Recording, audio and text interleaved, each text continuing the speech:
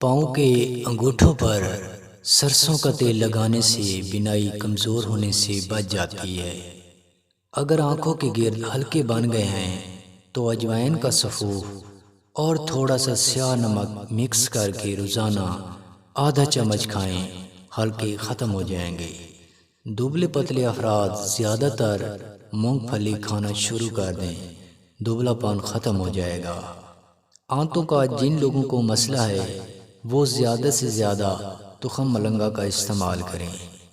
جلد کو ہمیشہ چمکدار رکھنا چاہتے ہو تو روزانہ دودھ میں شہد ملا کر پیا کریں۔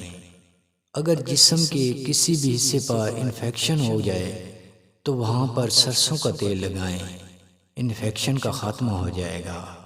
جو افراد زیادہ تر سبز چائے پیتے ہیں ان کے دانت کبھی بھی خراب نہیں ہوتے۔